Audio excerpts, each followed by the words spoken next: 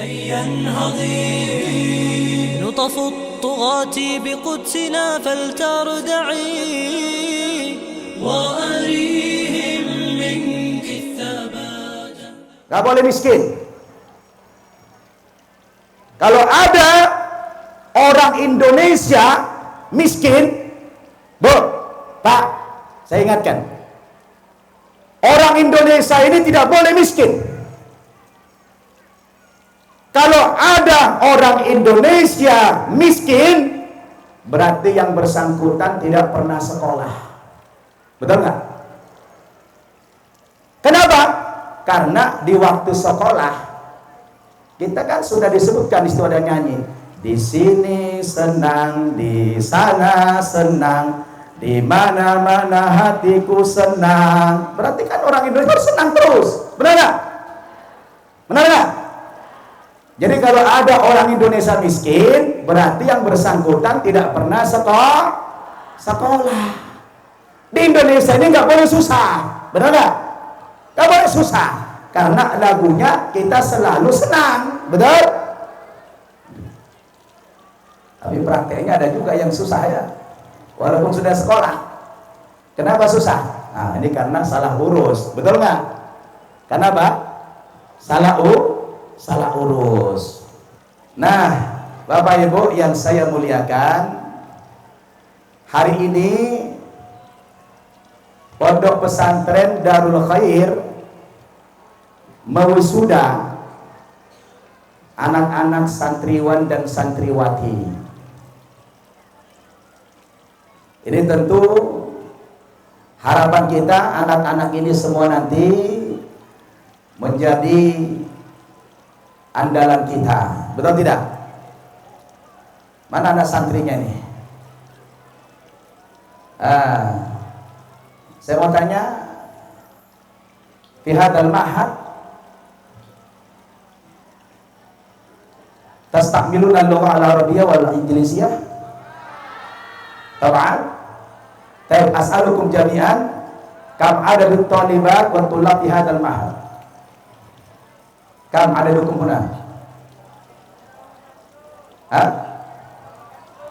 Kam kullu? Kam? Taib. Al-muhim tafhamun. Berarti orang sini udah ngerti lah. Ya, berarti ini apa namanya? Memang pesantren modern. Betul? Ini pesantren modern. Alhamdulillah. Tadi saya tanya, lumayan bagus bahasa Arabnya. Alhamdulillah. Kita sekarang ini harus maju. Kita mengejar ketertinggalan kita sekarang ini, Bu, dari pendidikan. Betul tidak? Kita harus mengejar ketertinggalan dari aspek pendidikan. Karena belakangan ini kita lihat, agama kita ini, Pak, Bu, menjadi bahan ejekan. Betul nggak? Agama kita belakangan ini menjadi bahan cemoohan, betul? Kenapa demikian? Mungkin karena masyarakat kita sekarang banyak yang hidupnya itu mengalami ketertinggalan, terutama di bidang ekonomi dan pendidikan, betul nggak? Nah, Islam ini, Bapak Ibu, Islam ini agama ilmu pengetahuan. Coba lihat.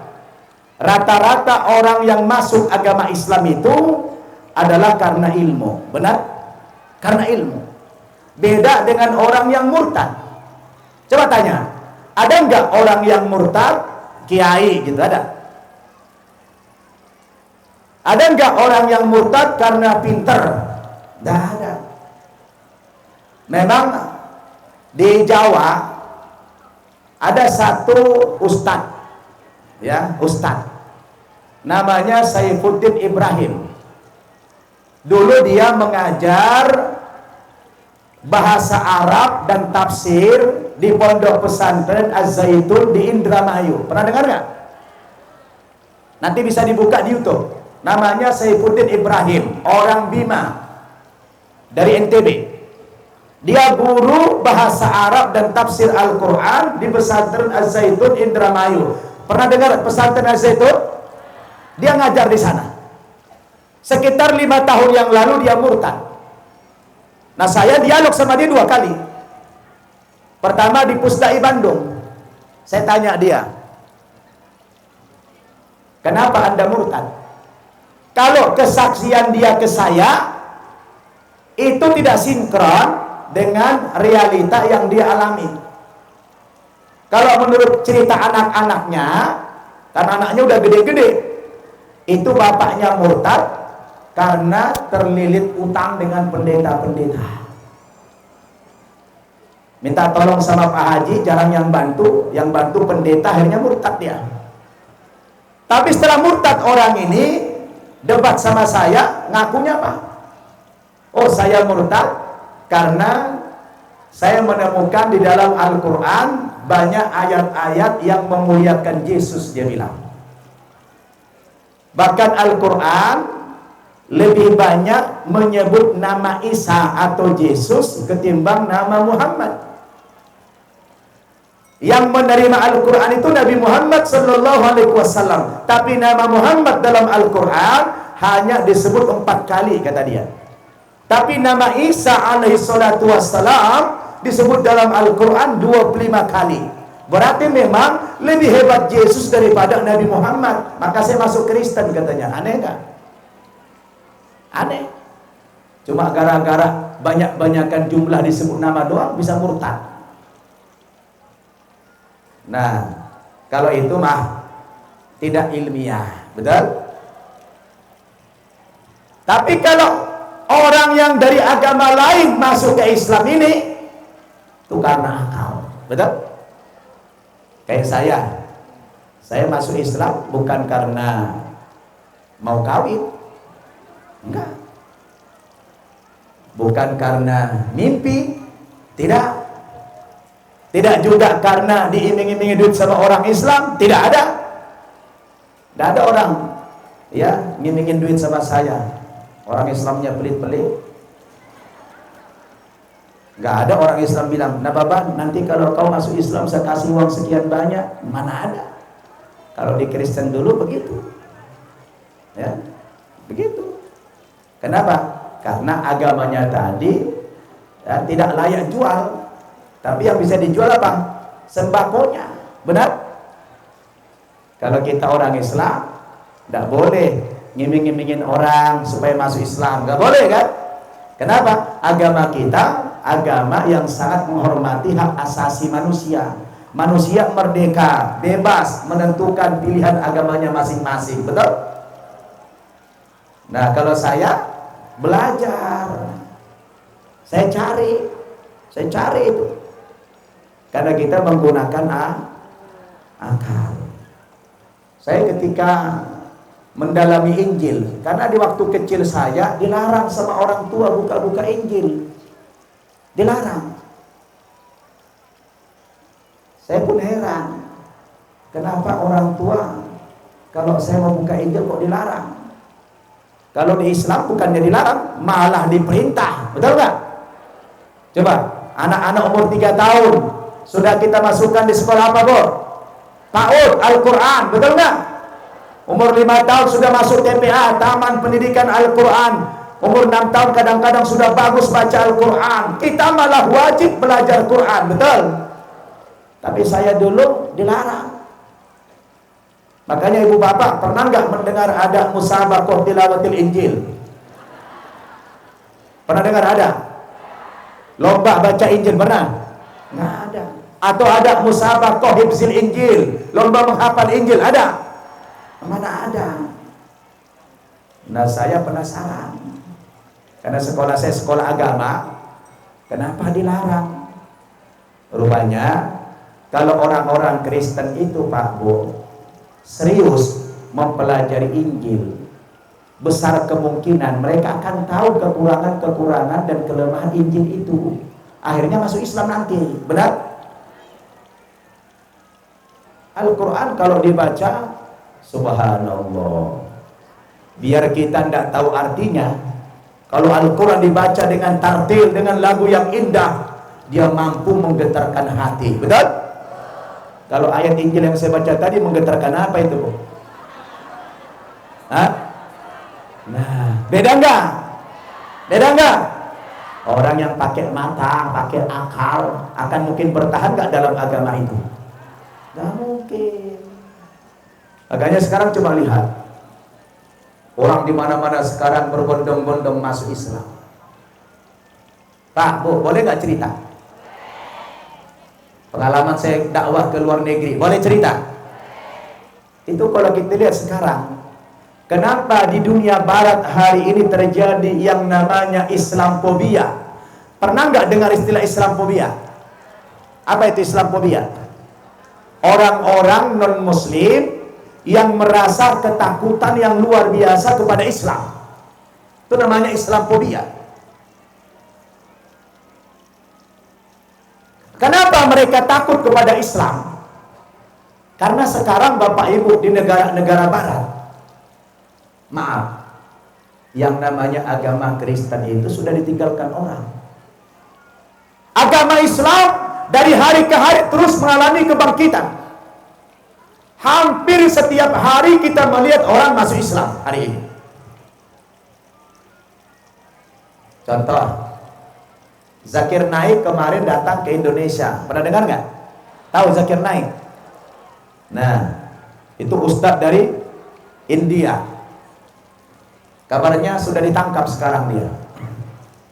Ya, lagi ditangkap. Saya tidak tahu di mana dia ditangkap, karena dakwahnya mengerikan, membuat agama nanti bubar. Waktu datang ke Indonesia, saya sempat mendampingi beliau suatu hari di Bandung. Dimanapun dia ceramah, selalu ada orang yang minta masuk Islam. Puncaknya kemarin di Bekasi. Di Bekasi dia ceramah di hadapan kurang lebih 100.000 jiwa. Yang masuk Islam malam itu 19 orang. Coba, dahsyat tidak? Nah, ini mengkhawatirkan masyarakat dunia. Sebab kalau sudah diungkap kebenaran Islam dan kelemahan agama yang lain, itu mengkhawatirkan mereka. Betul? Karena agama Islam ini agama akal. Orang bodoh dalam Islam tidak ada ruang, ya. Sebab Islam ini agama ilmu, agama akal, ad-dinul akal, betul? Makanya wahyu yang pertama keluar turun apa? Iqra. Suruh baca, betul? Kita disuruh berilmu. Agama kita bukan dogma. Kalau di Kristen itu agama dogma, yang lain agama dogma. Islam ini agama ilmu. Islam ini agama yang rasional. Maka hukum menuntut ilmu dalam Islam itu wajib, betul? Talabul ilmi faridatun ala kulli muslimin wa muslimatin. Bahkan menuntut ilmu itu minal mahdi ilal lahdi, dari buayan sampai ke liang lahat. Ya, jauh sebelum UNESCO, lembaga pendidikan dunia mengatakan long life education, ya, Nabi sudah mengatakan bahwa menuntut ilmu itu minal mahdi ilal lahdi, dari buayan sampai ke liang lahat. Bahkan ke negara orang boleh kita nuntut ilmu, ya. Utlubul ilma walau bisin, tuntut ilmu walau sampai ke negeri Cina. Cuma kita orang Indonesia beruntung, alhamdulillah, tidak perlu jauh-jauh ke Cina. Kebetulan Cinanya sudah kemari, ya. Alhamdulillah, Ahoknya sudah ke sini. Cuma dia jangan kasih berkuasa, ya. Kenapa? Karena orang Indonesia ini mayoritas Muslim, betul? Kalau mayoritas Muslim, sejatinya yang mimpin harus orang Islam.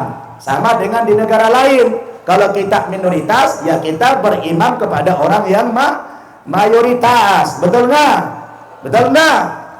Nah, jadi karena Islam ini agama ilmu, maka umumnya orang-orang yang tertarik ke Islam ini karena menggunakan apa, Bu?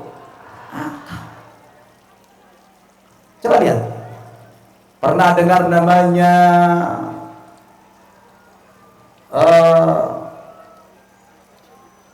Profesor Robert Gulem? Profesor Betulem ini orang Yahudi yang tinggal di Amerika. Dia tercatat sebagai guru besar atau profesor di bidang ilmu medis, ya, khususnya di bidang genetik. Belum lama ini Profesor Robert itu masuk Islam. Kenapa dia masuk Islam? Gara-gara meneliti Al-Quran. Karena di Amerika sentimen agama, sentimen kepada Islam itu luar biasa. Kalau kita nonton televisi, hampir setiap hari, tak berapa channel, ya, siaran-siaran televisi di Barat itu hanya menghina Islam, betul? Nah, para ilmuwan ini, mereka tidak mau terprovokasi dengan media-media, mereka harus profesional, mereka coba mempelajari Al-Quran. Ketika Profesor Robert ingin membuka lembaran Al-Quran, niat awalnya apa? Dia ingin mencari tahu apa benar di dalam Al-Quran ada ayat-ayat yang menyuruh untuk melakukan tindakan-tindakan kekerasan, tindakan kriminal, tindakan teroris. Dicari sama dia. Karena dia orang kafir, tidak tahu bagaimana cara membuka Al-Quran dari mana dulu. Dia pikir seperti buka buku biasa, dari kiri ke kanan. Maka yang dia baca mula-mula surat An-Nas, betul? Dia buka pelan-pelan, baca Quran, diteliti. Kalau kita kan baca Quran nggak pakai teliti-teliti, ya, baca gitu aja, cari pahala, benar nggak? Kalau orang sana cari ilmu, baca, tiap lembar dibuka, diperhatikan, ingin mencari ayat teroris dalam Al-Quran, nggak ketemu, memang nggak ada, betul? Sampai suatu hari, menurut cerita dia, di saat dia sedang asik buka lembaran-lembaran Al-Quran, tiba-tiba di surat yang terakhir, yaitu surat Al-Baqarah, Allah Subhanahu wa Ta'ala memperlihatkan kepada orang ini satu ayat yang menurut dia ayat ini terlalu ilmiah dan ayat ini sejalan dengan ilmu yang sedang dia bidangi. Apa itu, Pak Bu? Dia menemukan di dalam Al-Quran ada ayat yang bunyinya bercerita tentang hukum perceraian, hukum tolak. Apa? Bukan talak, tolak, tok. Orang Indonesia talak, talak. Itu bukan tak, tok. Ya. Jadi bunyi ayat itu begini. Wal mutallaqatu yatarabbasna bi anfusihinna thalathata quru. Artinya, wanita-wanita atau istri-istri yang diceraikan oleh suaminya, hendaklah dia menahan diri untuk tidak segera menikah dengan suami yang baru sampai menunggu thalathata quru, 3 kali bersuci atau 3 kali menstruasi. Jadi masa iddahnya itu 3 bulan. Si Profesor Robert ini ketika membaca ayat ini dia heran, kok ada dalam Al-Quran orang Islam ayat yang menjelaskan seperti ini? Kok ini sama seperti ilmu yang sedang saya geluti? Tadinya dia mau cari ayat teroris, nggak ketemu. Tapi Allah memperlihatkan kepada dia ayat yang indah, yang menurut dia, kalau menurut kita biasa, karena kita tidak paham rahasianya, betul? Dipikirin sama dia, kok ada ayat yang seperti ini kok sama dengan ilmu saya? Kira-kira kita orang Islam tahu nggak apa rahasia ayat itu? Apa? Ayat ini mau cerita apa? Ya, menurut kita mungkin ayat ini hanya menjelaskan tentang hukum perceraian, ya kan? Tapi yang membuat dia heran, kenapa Al-Quran melarang wanita atau istri yang diceraikan oleh suaminya tidak boleh segera menikah, harus menunggu 3 bulan. Kalau kiai ditanya, jawabannya apa?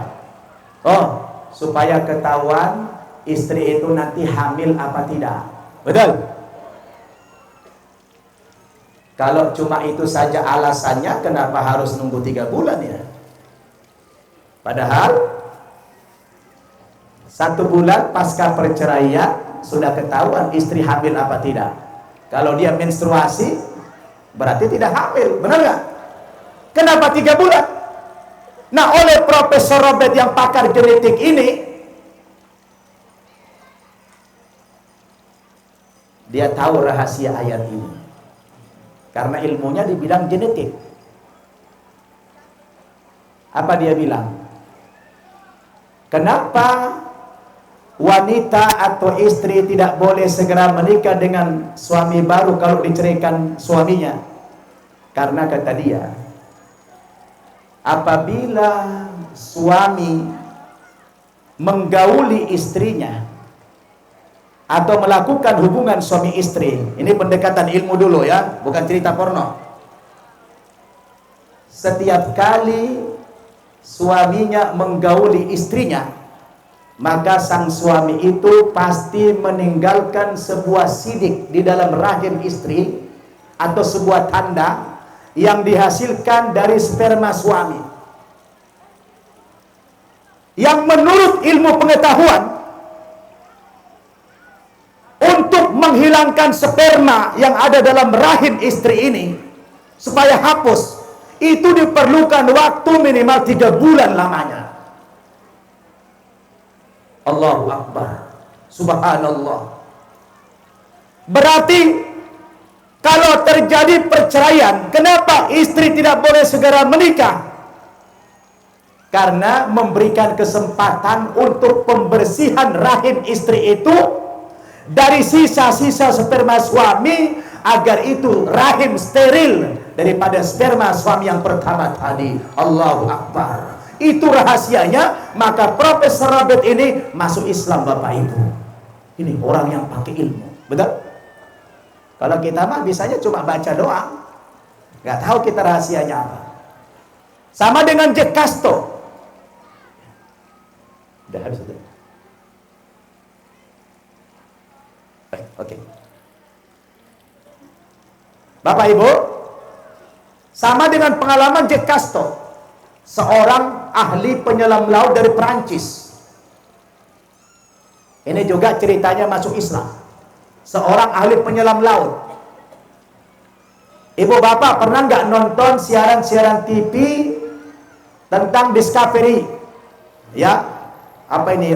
Oh, binatang-binatang laut, yang dasar laut atau di atas laut. Pernah lihat nonton? Itu karya dia, salah seorang, namanya Jack Casto. Satu hari Jack Casto ini, Bapak Ibu, menyelam di sebuah laut antara Spanyol dan Maroko, di Selat Gibraltar. Ketika dia nyelam di sana, dia menemukan sebuah fenomena laut yang dahsyat. Apa itu? Dia menemukan ada 2 laut, Bu. 2 laut yang berbeda warna dan rasa. Yang satu ada laut yang tawar, yang satu ada laut yang asin. Tapi uniknya, antara yang asin dan yang tawar, ini laut tidak mau menyatu. Subhanallah, kayak air dengan minyak, tidak mau menyatu. Dia penasaran, Jack Casto ini. Dia pikir tidak mau menyatu air ini cuma di permukaannya saja. Rupanya sampai ke dasar laut, dia berenang, nyelam sampai ke dasar laut, itu air tidak mau nyebrang. Bahkan yang unik kata dia, ikan yang hidup di air yang tawar, dia tidak mau nyebrang ke air yang asin, dan yang asin tidak nyebrang ke air yang tawar. Makin heran dia. Rupanya ketika dia ke darat, fenomena laut ini ditanyakan kepada pakar antropologi, kebetulan beragama Islam. Dijelaskan sama dia, temuan Anda ini sebetulnya sudah disebutkan dalam Al-Quran kami, kata dia. Allah sebutkan dalam Al-Quran apa? Surat Ar-Rahman. Marajal bahraini yaltaqiyani bainahuma barzakhun la yabghiyan. Artinya apa?